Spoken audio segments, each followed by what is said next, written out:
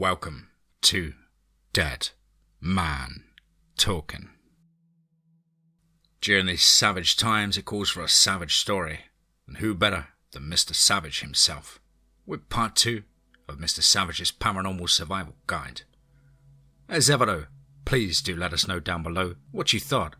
Please do like and share. It really does help both the channel and our community further. And why not hashtag TeamFEAR and DMT's Cryptid crew.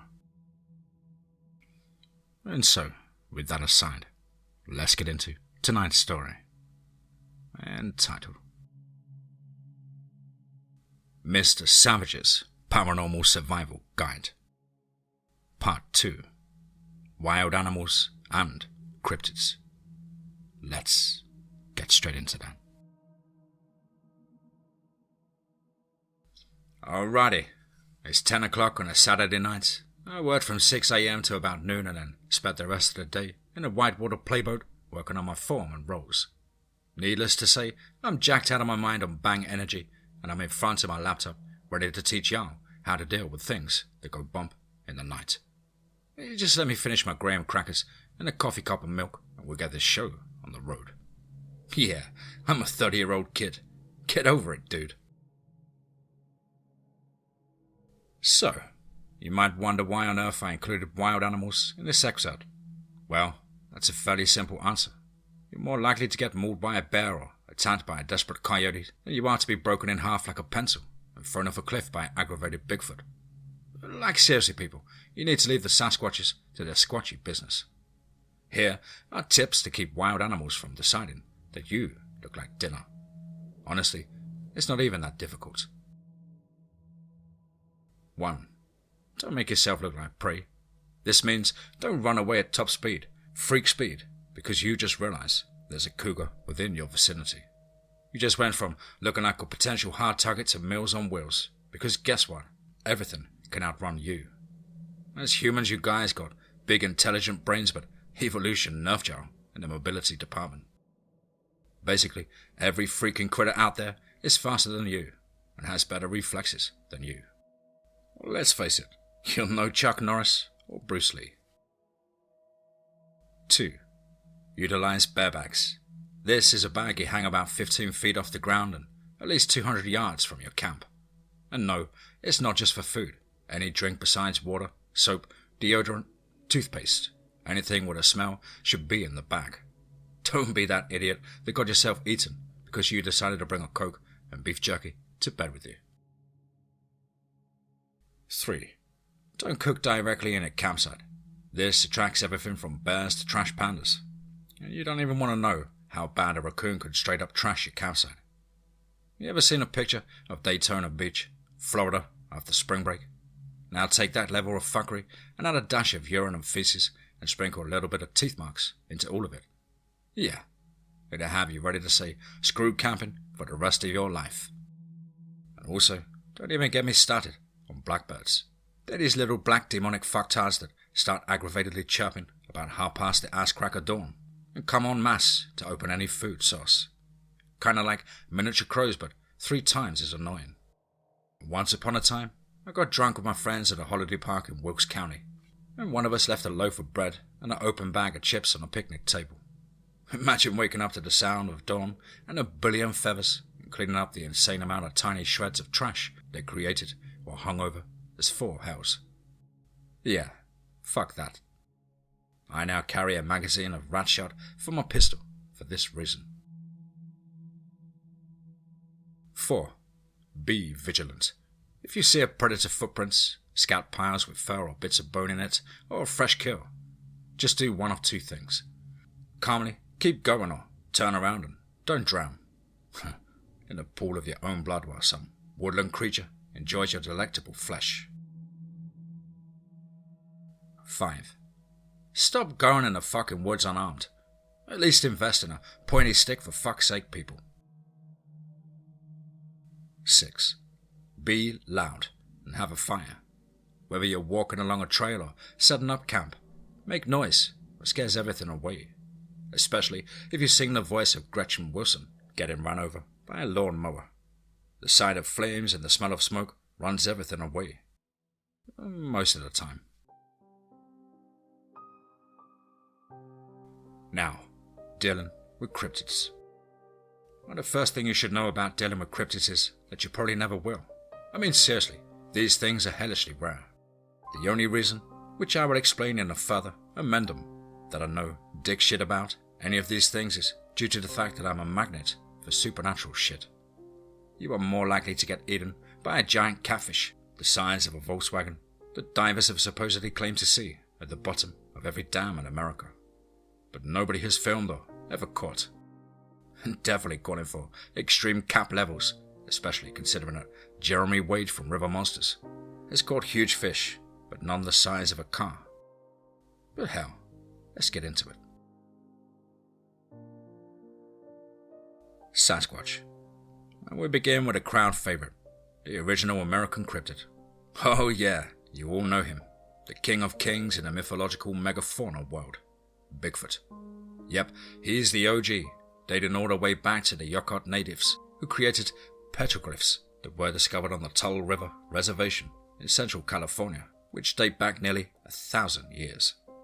It really trips me out that people actively seek out Sasquatch, when in truth they just want to be left to their own devices and livelihood. With that being said, activities like tree knocking and throwing rocks in your general direction aren't exactly forms of attack. Sasquatches do these activities to frighten people away. Maybe the person is too close to a sacred burial ground. Perhaps there is something dangerous in the vicinity, ranging from bears to worse cryptids, demons, or even a natural or man-made gas leak. Sasquatches don't normally want anything to do with humans, but may try to protect them by scaring them away. So, what do you do if you're face to face with a Sasquatch? First, read its body language. If it looks angry, be passive and respectively retreat slowly in a non-aggressive manner. A Sasquatch could throw you through the forest like a javelin. If it just looks surprised or nonchalant, then just give it space. And don't do something stupid like trying to pull a gun. You'll probably just piss it off and get yeeted off the nearby cliff. There's a really good chance that if you don't look like a treat, it won't see you as a threat. If it looks friendly, maybe it wants to chill on a log and have a conversation over nuts and berries. Just act friendly. And for fuck's sake, leave my Sasquatches be in peace. Imagine hundreds of people tramping through your house, searching for proof of you every year. Fucking spiders, man. Dogmen. To encounter these guys, you got to go way out, like bumfucked Egypt, but further. Like so far out that thunder has to catch another gear to keep up with the lightning. I don't know about up north, but down here, packs aren't a thing. Dogmen in the south are typically loners or mated pairs. By chance, if you do happen to see one of these creatures, you do best to do so at a distance. And if you can do so, leave the area immediately. If leaving the area isn't an option, then your best friend is going to be a 12 gauge loaded up with double or triple aught buckshot, or a high power hunting rifle. Preferably a 270 or 30-06 or similar, with an aught 30 or more caliber round. For the asswipe in the comments who says they have their Barrett 50 cal, please just shut up with your fantasy of owning a rifle which fires half a car payment per magazine. You people, you vex me. Like, what the hell would you even do with a weapon like that? Way out in the middle of nowhere, anyway. Be fucking practical. That being said, if you don't have a shotgun or hunting rifle handy, that sleek 45 auto or 9mm might just be enough to hurt it to an extent that it flees or just piss it off further. Remember, folks, Dogman eats humans ass first. Rakes. I'll be honest, I have no idea what the purpose of these feral dim-witted creatures truly is. As far as I can tell, some creation or deity had a box of mismatched and an addiction to LSD. I do know they annoy the absolute fuck out of me, and that's about all they accomplish. These things are terrified of bright lights, fire, and die via hot lead. In dealing with them, spotlight them, set them on fire, or blast them full of holes. You could always channel your inner Shaolin monk and use a kayak paddle as a bow staff. Either way, they will either attack or stalk you, and so offensive actions are the best defense. They usually won't want to fuck with a big guy that looks like he hasn't eaten in a day or two, and might shish kebab them at the moment's notice. At least they're cowardly, and the slightest resistance usually makes them back off. Googways. You know, nothing will totally, inadvertently fuck your weekend camping trip well beyond any semblance of repair, like getting your face bit off. Hell, if you're a man, you might get a handy J to end all handy J's from one of these mad apes. These roid rage monkeys don't give the slightest care to avoid you. They want to rip you apart and eat you to the marrow, face first. Well, they're mostly found in the deep dark hollows of the Appalachian and Ozark Mountains, but not impossible to find them in the Rockies. These monsters are ferociously territorial and bloodthirsty. This is the time to spray and pray you hit something vital. If you were stupid enough to be unarmed, you could try the greatest, most ungodly powerful weapon of all: emotional damage. You could say a sweet one-liner like, "You're so ugly, portraits of you hang themselves." Or, "I thought I found a Sasquatch, but no, I just walked up on his retarded cousin." Then again, you could try my approach. Plain and simple savagery. "What the fuck do you think you're looking at, you cupcake cap clown? You know, you're shining an endorsement for late-term abortion. Or if failure was a currency, you'd be fucking rich. You might want to stop walking your grabastic piece of disorganized amphibian shit. I fry bacon with my shirt off. You keep looking at me, and I'm gonna march over there and put my foot so far and fast up your inbred ape ass that it'll trigger a goddamn geological event. Hell, the only difference between your breath and your ass crack is I haven't decided which smells worse. Keep on fucking with me, and I'll assault you with a bar of soap and a whole ass river via prison rules. You got better luck climbing up a pine tree than jerking off a bobcat. Come at me, and I'll fry your ass and eat you with some mustard." Withering insults and extreme emotional damage are definitely a surefire way to demoralize even the most enraged Googway. Here's a joke for you. A Googway walks into the therapist's office. The therapist notices tears and firm indications of PTSD. The therapist looks at the Googway and says, "We can't talk about Mr. Savage here, sir. We might upset the Haints in the next room." Winged humanoids. Okay, so this is a grab bag for everything from the Mothman and demonic bats. Stab nail at the ill Italian bats. If you get the reference, you're an official badass. Especially if you realize that spells the same both ways. Dealing with things that fly is pretty easy. Take out the wings and they break their bones as they crash to the earth. Things that fly have hollow weak bone structures. Lead sail, paper anchor, or some prophetical bullshit like that you find on an album cover from a trio or other 80s/90s metal band. And if you don't feel like your winged issue was injured to acceptable standards by the fall, and you're like me, set the shotgun aside and get the bat from behind the seat of your Danger Ranger and take on the spiritual embodiment of the Great Bambino. Or if you don't follow, imagine you're Babe Ruth, or to a lesser extent, Chipper Jones. Also, just for normal criminal activities involving a baseball bat, carry a ball and a glove in your truck to avoid premeditated charges. And by the way, that's a pro tip in legal advice. Vampires. I have actually met a few real vampires in my travels. Vampires are creatures of consent and can't do much of anything outside of self-defense without consent. Well, except for the Asian vampires, but mace works great on anything with a superhuman sense of smell. Vamps are either very friendly or antisocial, but fairly harmless unless you are the aggressor. Witches. Okay, we are not evil. We just want privacy and to be left to our practices in peace. Stop trying to burn us at the stakes. You're either born a witch or you're not. We can't help it, but we are a bridge between worlds. Magnets for creepy, supernatural shit and all-round decent people, for the most part. If you haven't figured it out, I am a witch. I don't believe in your Satan/devil, so I can't worship something I don't believe in. So when dealing with my species, either be kind or leave us alone. Or as Grandma would say, if you ain't got nothing nice to say, keep your mouth shut. Seriously, we're just one ritual away from being a skinwalker, ready to tear your intestines out and use them to decorate your Yule tree like garland. I'm joking, or for the most part at least. But definitely don't treat a witch badly for no good reason. That's just racist as hell, folks.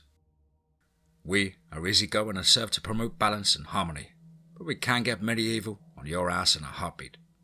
I mean, imagine getting to your afterlife and being asked how you got there, and having to tell them that a backwoods redneck witch sent you on a one-broomstick open sleigh to hell with endorsements after running you down with a four-wheeler that wasn't even four-wheel drive. And stay tuned for more helpful tips and advice. And remember, folks, if you can't be calm, you might as well be savage.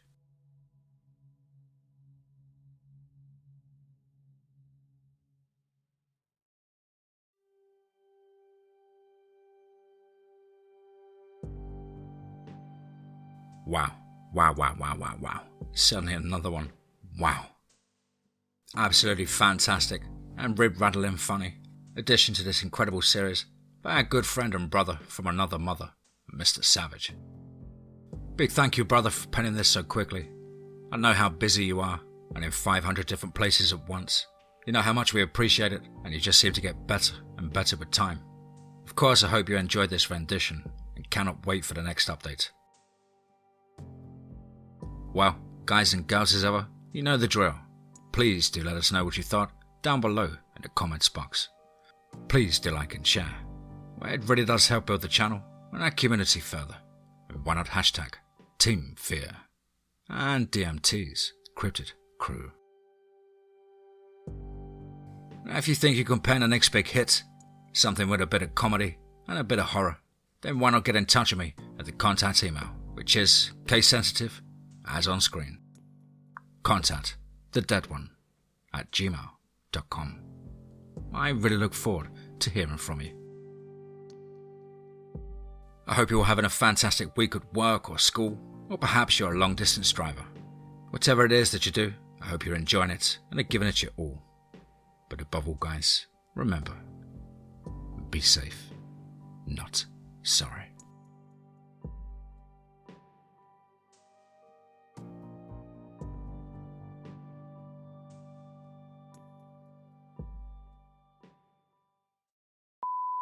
I hope you're having a fantastic week at work or school, or perhaps you're a long distance driver.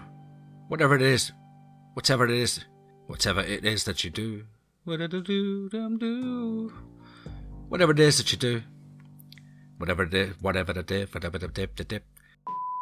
if leaving the area isn't an option, then your best friend is gonna... What the fuck do you think you're looking at? You cupcake cap clown? Wow. Cupcake cap clown. Wow. Savage, that's a tricky one, bro. What the fuck do you think you're looking at? You cupcake cap. You keep looking at me and I'm gonna march over there and put my butts